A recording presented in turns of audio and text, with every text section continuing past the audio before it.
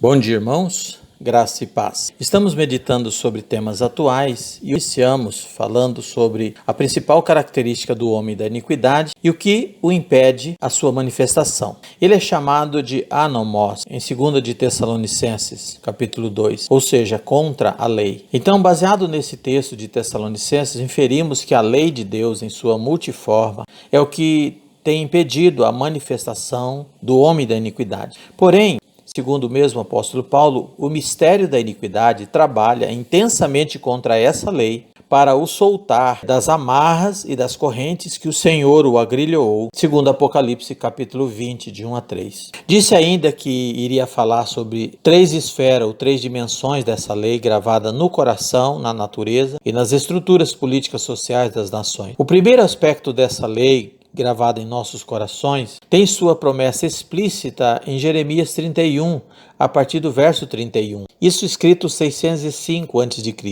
Diz assim: Eis aí vem dias, diz o Senhor, em que firmarei nova aliança com a casa de Israel e com a casa de Judá. Lembrando, irmãos, que Israel e Judá aqui prefiguram judeus e gentios.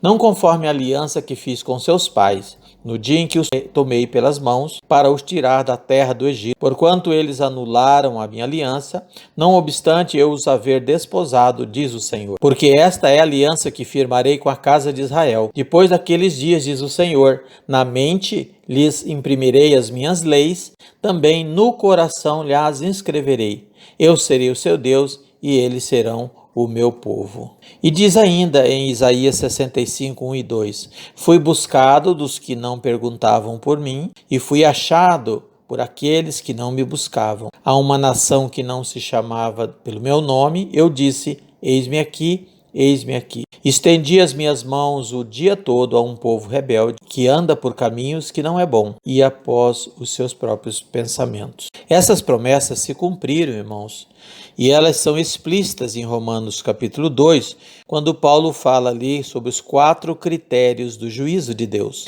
Ele diz que até os gentios, que não têm lei escrita, têm leis gravada em seus corações. Portanto, a primeira dimensão dessa lei gravada por Deus em nossas mentes se manifesta ou se subdivide em 3 aspectos, que é a estrutura psíquica, memórias ou pensamentos e valores. Todas essas 3 dimensões da nossa mente, elas foram constituídas pelo que recebemos e herdamos. Herdamos aquilo que é de ordem genética ou congênita. Se a herança do pecado afetou a nossa natureza e nascemos em pecado, como diz Davi, em pecado minha mãe me concebeu, por outro lado, a natureza de Deus também está gravada em nossa memória remota, sentimentos e consciência.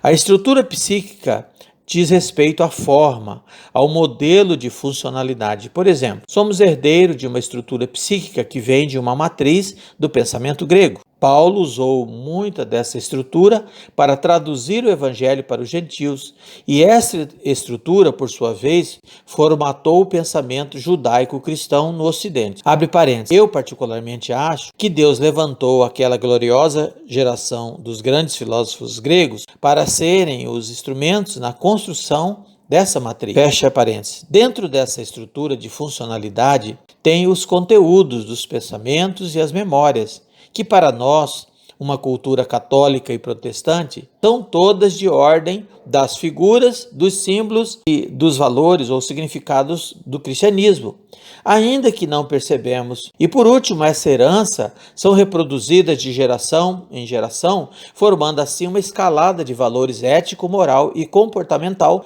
como modelo padrão de uma sociedade. O que o anomos, ou seja, o sem lei, e poderíamos também dizer sem noção, quer fazer para romper seus grilhões é desconfigurar toda essa herança e essa influência do evangelho no Ocidente. Ainda que cristãos nominal, ainda que grupos tem esse evangelho em forma de manifestação cultural religiosa, lembremos que ele se levanta contra toda manifestação do que é sobre Deus e sua vontade, é o que ele escreve, é o que está no versículo 3, quando diz assim: ninguém de nenhum modo vos engane, porque isto não acontecerá sem que primeiro venha a apostasia, e seja revelado o homem da iniquidade, o filho da perdição, o qual se opõe e se levanta contra tudo que se chama Deus ou é objeto de culto. Tudo que tem os sinais, a característica, a herança de Deus,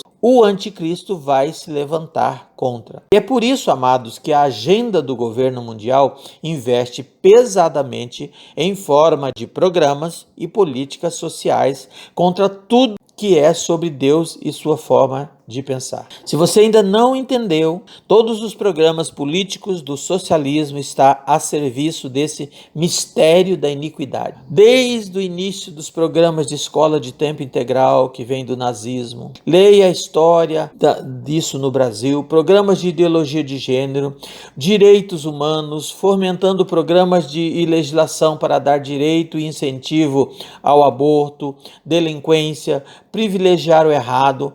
Preste atenção na legislação, soltar bandido, prender cidadãos que produzem para a nação, que gera emprego e recursos. Esse programa do mistério da iniquidade trabalha na inversão de valores, desconstruindo aquilo que é uma forma de pensar herança bíblica. Inclusive, Isaías capítulo 6, verso 20, registra assim: ai dos que ao mal chamam bem e ao bem chamam mal, que fazem da escuridade luz e da luz escuridade, põe o amargo por doce e o doce por amargo. Isso são inversão de valores na sociedade. Na penúltima meditação falamos sobre o ataque do inimigo de dentro para fora. Por isso, irmãos, que Paulo nos exorta em Romanos 12, não vos conformeis com este século, não vos amoldeis, não tomeis a forma dessa era, mas transformai-vos. Ou seja, metanoia, vai além dessa forma, desse modelo, desse século.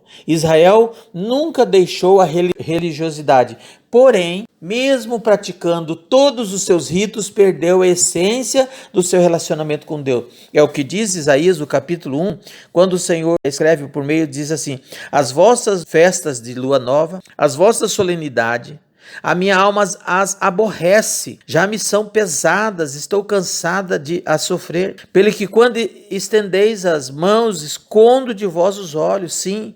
Quando multiplicai as vossas orações, não as ouço, porque as vossas mãos estão cheias de sangue. O que é que o Senhor quer? Diz o 17. Aprendei a fazer o bem, atendei à justiça, repreendei ao opressor, defendei o direito do órfão, pleiteai a causa da viúva. E aí então o Senhor fala às nações: os teus príncipes são rebeldes e companheiro de ladrões, cada um deles ama o suborno e corre atrás da recompensa, não defende o direito do órfão e não chega perante eles a causa da viúva. E aí o Senhor vem trazer o juízo sobre essa geração, queridos. O inimigo sabe que se desligar os corações desses valores, desses conceitos, queridos. E isso, para fazer isso, ele também precisa desligar os relacionamentos dos pais aos filhos. Ele sabe que se desligar os corações dos pais e dos filhos, interromperá essa bênção que desce de geração em geração. O inimigo sabe que se quebrar essa cadeia,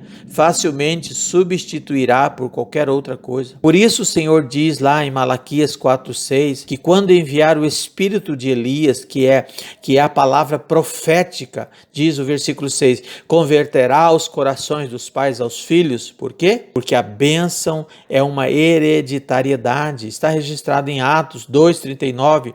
Essa promessa é para vós e os vossos filhos. Então o mistério da iniquidade está a serviço de apagar resquício dessa herança bendita na mente e nos corações das gerações. E a internet será um desses instrumentos poderosos na mão do inimigo para desconstruir, para influenciar. Quantos filhos de cristãos já são defensores do marxismo e suas manifestações ideológicas, mesmo frequentando as igrejas? Com a internet sem critério, o inimigo não precisa proibir gerações de frequentar cultos ou templos, pois ele, o inimigo, está todos os dias bombardeando as mentes dessa geração. Por isso a exortação apostólica, irmãos, no que diz respeito à vinda do Senhor Jesus, é a nossa união com Ele, nós vos exortamos a que não vos demovais da vossa mente. Ou seja, os valores, os princípios, a fé é guardada na mente, amados. Por isso o inimigo quer primeiro atingir a nossa mente. Isso significa que a perseverança, a certeza,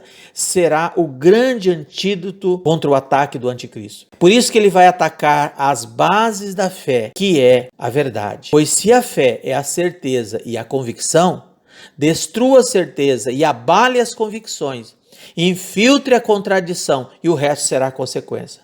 Não é o que fez Satanás desde o Éden, quando ele pergunta para Eva, não é assim que diz o Senhor?